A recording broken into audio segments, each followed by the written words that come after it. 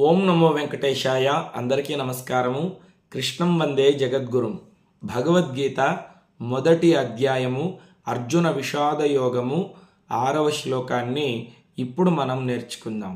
యుధామన్యుశ్చ విక్రాంత ఉత్తమౌజాశ్చ వీర్యవాన్ సౌభద్రో ద్రౌపదేయాశ్చ సర్వ ఏవ మహారథాః. దుర్యోధనుడు ద్రోణాచార్యుల వారి దగ్గరకు వెళ్ళి ఆ పాండవ సైన్యాన్ని చూపిస్తూ, పెద్దవాళ్లే కాదు ఆచార్య, చిన్నపిల్లలు కూడా చూడండి ఎంత అద్భుతంగా యుద్ధానికి సిద్ధమై నిల్చుకొని ఉన్నారో అని దుర్యోధనుడు చూపిస్తూ ఇలా అంటూ ఉన్నాడు. యుధామన్యుడు ఉత్తమౌజుడు ఎవరు వీళ్ళిద్దరూ? పాంచాల దేశపు రాజకుమారులన్నమాట. అంటే ద్రౌపదీదేవి యొక్క పుట్టినింటి వాళ్ళు. వీళ్ళు కూడా వచ్చి కురుక్షేత్ర యుద్ధంలో పాండవులకు సహాయం చేశారు, ధర్మపక్షాన నిలబడ్డారు. వీళ్ళేమీ సామాన్యులు కారండి. భీముడికి అర్జునుడికి ఎంత శక్తి ఉందో అంత శక్తి కలిగినటువంటి వాళ్ళు వీళ్ళిద్దరూ కూడా. అర్జునుడి యొక్క 2 రథచక్రాలకు 2 వైపులా నిల్చుకొని తమ ప్రాణాలని పణంగా పెట్టి ఆ యొక్క అర్జునుడిని రక్షించారు. వీళ్లను అశ్వత్థామ కురుక్షేత్ర యుద్ధమైన తర్వాత ఉప పాండవుల్ని చంపుతాడు కదా, అప్పుడు అశ్వత్థామ వీళ్లను కూడా చంపేస్తాడన్నమాట. అటువంటి మహావీరులు, పులిబిడ్డలన్నమాట వీళ్ళిద్దరూ. ఇంకా దుర్యోధనుడు ఏమంటున్నాడు? ద్రోణాచార్య అటుపక్క చూడండి, సుభద్ర కుమారుడైనటువంటి అభిమన్యుడు పులిపిల్లలా నిల్చుకొని ఉన్నాడు. అభిమన్యుడేమి సామాన్యుడు కాదండి, అరివీర భయంకరుడు. తాను పద్మవ్యూహంలోకి ధైర్యంగా ప్రవేశించినటువంటి వాడు. వెనక్కి తిరిగి చూస్తే పాండవులు ఎవరూ కూడా సహాయం చేయడానికి రాలేదు. తన తండ్రి మేనమామ ఎక్కడో దూరంగా ఉన్నారు. సైంధవుడు ధర్మరాజుని, భీముణ్ణి, నకుల సహదేవుల్ని అక్కడే ఆపేశాడు పద్మవ్యూహంలోకి రాకుండా. అయినా భయపడకుండా ఆ కౌరవ సైన్యాన్ని ముప్పు తిప్పలు పెట్టి 3 చెరువుల నీళ్లు తాగిస్తాడన్నమాట ఈ అభిమన్యు కుమారుడు.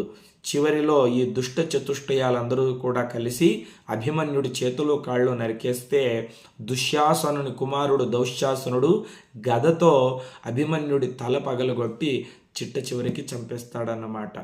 అయినా కూడా చనిపోయే పరిస్థితుల్లో కూడా నవ్వుతూనే ప్రాణాన్ని విడిచిపెట్టాడు ఈ అభిమన్యుడు. అటుపక్క చూడండి ద్రోణాచార్య, ఉప పాండవులు ఎలాగైతే ఉన్నారో అలాగే ఉన్నారన్నమాట. అంటే పంచపాండవుల వల్ల ద్రౌపదీదేవికి కలిగినటువంటి సంతతి ప్రతివింధ్య, శృతశోమ, శృతకీర్తి, శృతసేన, శతానిక అనేటువంటి ఉప పాండవులు. వీళ్ళు చాలా చక్కగా యుద్ధం చేస్తారు. కానీ అర్ధరాత్రి నిద్రిస్తూ ఉంటే దుర్మార్గుడైన అశ్వత్థామ వెళ్ళి వీళ్ళ తలలు నరికి అన్యాయంగా చంపేస్తాడు. మొన్న చెప్పుకున్నటువంటి శ్లోకాల్లో దుర్యోధనుడు పెద్దవాళ్లను, వీరుల్ని చూపించి వర్ణించాడు. ఈరోజు శ్లోకంలో చిన్న పిల్లలండి, అభిమన్యుడు కావచ్చు, ఉప పాండవులు కావచ్చు, వీళ్ళందరూ చిన్న పిల్లలు. అయినా కూడా వాళ్ళందరూ కూడా వచ్చి యుద్ధంలో పాల్గొన్నారు. ఇటువంటి విషయాల్ని మన ఇంట్లో ఉన్నటువంటి పిల్లలకు చక్కగా చెప్పాలి. భగవద్గీత గురించి మన పిల్లలకు వివరించాలి. భగవద్గీత అంటే వయసు అయిపోయినటువంటి వృద్ధులు చదవడం కాదు. చిన్నపిల్లలు చదివినట్లయితే వాళ్ళు గొప్పగా ఉన్నత స్థాయికి చేరుకుంటారు. సునీత విలియమ్స్ అనేటువంటి ఆవిడ అంతరిక్షంలో ఉండి వచ్చింది. మీకు స్ఫూర్తి ఏమిటి అంటే ఆవిడ తన హ్యాండ్ బ్యాగ్లో నుండి తీసి చూపించినటువంటి పుస్తకం భగవద్గీత. మన జీవితంలో ప్రతి సమస్యకు కూడా భగవద్గీతలో పరిష్కారం దొరుకుతుంది. చూడండి, చిన్నపిల్లలైనా కూడా వాళ్ళు యుద్ధంలో ఎంత చక్కగా పోరాడారో. ఇప్పుడు మన ఇళ్లలో ఉన్నటువంటి చిన్నపిల్లలను మనం చాలా గారాభంగా పెంచేస్తూ ఉన్నామండి. ఏదైనా పండగ వస్తే నేను సరుకులు చెప్తాను, పెన్ను పేపర్ తీసుకొని చక్కగా రాయనాయనా అని చెప్పి వాళ్ళ చేత రాయించాలి. అదేవిధంగా నువ్వే వెళ్ళి సరుకులు తీసుకొని రా, ముఖ్యంగా బిల్ తేవాలి, ఎంతెంత అయిందో నువ్వు లెక్క చెప్పాలి అని చిన్నప్పటి నుండినే వాళ్ళకు బరువు బాధ్యతల్ని మనం అప్పగించాలి.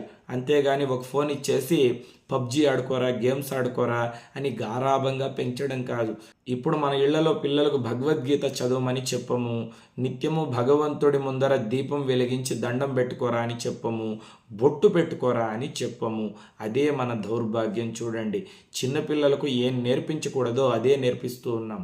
చిన్న పిల్లలకు పుట్టినరోజులు జరుపుతూ ఉంటారు కదండి. పెద్ద కేకు తెచ్చేసి ఒక క్యాండిల్ వెలిగించి దాన్ని నోటితో ఊబి హ్యాపీ బర్త్డే టు యూ అని ఒకరి నోట్లో ఒకరు పెట్టుకుంటారు. దీపాన్ని ఆర్పే దౌర్భాగ్యపు సంప్రదాయం మన సనాతన ధర్మంలో లేదు. ఎవరైతే దీపాన్ని ఆర్పుతారో వాళ్ళు రాబోయే జన్మలో గుడ్డి వాళ్ళుగా పుడతారని గరుడ పురాణంలో రాసి ఉన్నారు. మీకు కేక్ కావాలంటే చక్కగా తెచ్చి కోసుకొని తినండి, అంతేగాని దీపాన్ని ఎటువంటి పరిస్థితుల్లోనూ ఆర్పకూడదు. ఇక రెండో దౌర్భాగ్యపు పని ఏమిటంటే ఆ కేక్ మీద వాళ్ళ పేరు రాయడం, విఘ్నేష్ అని రాయడం, లేకపోతే శంకర్ అని రాయడం, నవీన్ కుమార్ అని రాయడం, ఆ పేరుని కోసేయడం. వాడి పేరు కోస్తే ఒకటి, వాడిని కోస్తే ఒకటి అండి. ఒకసారి ఆలోచించేయండి. ఇప్పుడు మరీ దారుణంగా వాళ్ళ ఫోటో కూడా కేక్ మీద వేయిస్తున్నారంట. ఇటువంటి పనులు చేయకూడదు. ముఖ్యంగా పుట్టినరోజు ఎప్పుడు జరుపుకోవాలి? సూర్యోదయం వేళకు జరుపుకోవాలి. అర్ధరాత్రి దెయ్యాలు తిరిగే సమయంలో 12 గంటల రాత్రిలో కేక్ కట్ చేసి పక్కింటి వాళ్ళందరూ కూడా నిద్రపోతుంటే వాళ్ళు నిద్ర లేచే విధంగా వాళ్లకు మనం ఇబ్బంది కలిగిస్తూ ఇంటి ముందర క్రాకర్స్ వెలిగిస్తూ గోలగోల చేస్తూ ఎటుపోతున్నాం మనం? ఇదా మన సంస్కృతి? ఒకసారి ఆలోచన చేయండి.